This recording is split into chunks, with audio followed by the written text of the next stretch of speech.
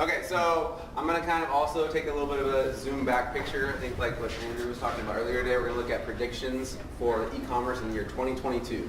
This is the second year we've done an annual e-commerce prediction survey, and I'm going to kind of go over the results that we just compiled this week actually. So it should be kind of fun. It'll be, I think there's like 20 some questions, so I'm going to try to hit them all. So first of all, why do we kind of want to try to predict the future?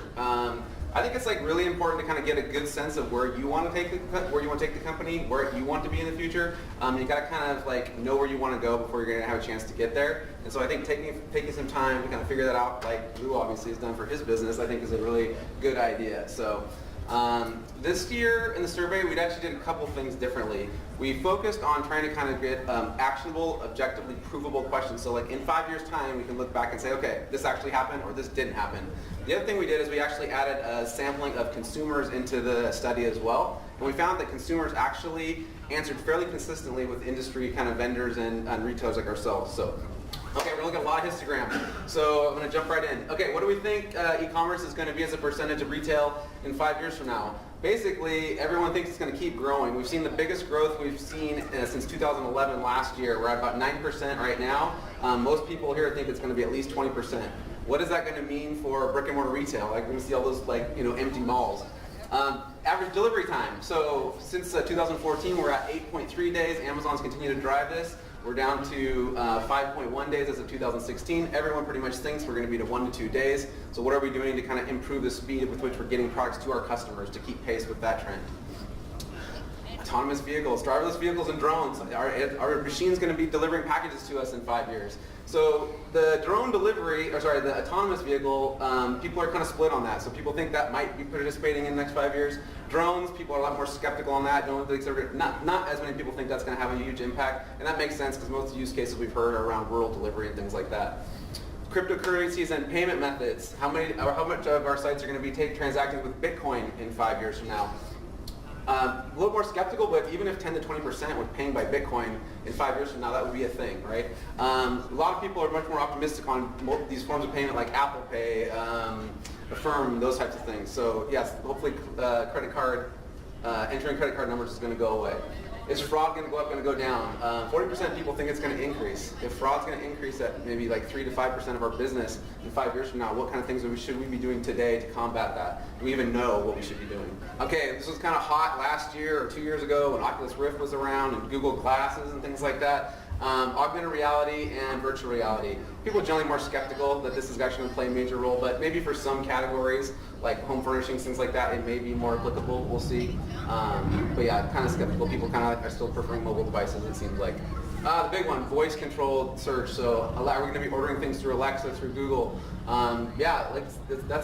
People are pretty optimistic that's going to be happening, that's going to be a thing. Well, I'm sure Amazon and Google will figure out a way to charge us, to play in that field when it comes about. So I'm sure that's going to be somewhere in the 3D printing. Okay, this was the most unanimous. People were the most skeptical about 3D printing in the home. Not really something that people see happening in 5 years from now. I think it's just a function of people don't have a lot of faith in the quality of that experience right now, but maybe this is more like a 10-year tech, we'll see. On the right-hand side, we do think that it may have some role in the supply chain. 30% people think it may have some role in the supply chain, we'll see. Will robots take our jobs? So for most of you here, it's nice to know that management is the furthest one on the right, so our jobs are going to be taken last, which is nice. 40% people think that robots won't replace our jobs. But the first two that people do think are customer service and warehouse operations. That's not surprising. We're seeing those kind of things with chatbots and stuff like that happening now. Will we hand over our credit cards, our money to robots to make transactions for us in 5 years? Majority of people think that's not going to happen, 68%, but 31% think it's going to happen. So who knows? That could be something. That herd kind of thing might actually come out here soon. Internet sales tax. How many people think we're going to have internet sales tax in 5 years? Over half, 55%, think we're going to have internet sales tax. About half think that's going to hurt business.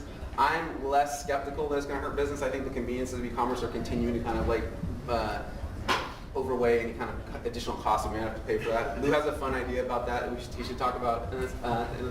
How are sharing-based models and subscription models going to play out? people a little bit skeptical, like Rent the Runway and those kind of models are going to kind of be a big factor in e-commerce in the next 5 years. Subscription models a little bit more optimistic that'll happen. This could be just the next flash sale sites, who knows? Or it actually could be a substantial model that kind of persists. The big one, we've actually heard a lot of talk about that today. Lou did a great presentation on it, brands selling direct to consumers. This continues to kind of be the big topic, and yes, there's a lot of people who think that is going to continue to take more and more share of e-commerce in the next 5 years. And Amazon, the next big question. How many people think Amazon's going to, so that's great, about 44% right now of transactions. What do people think Amazon's going to do in the next 5 years?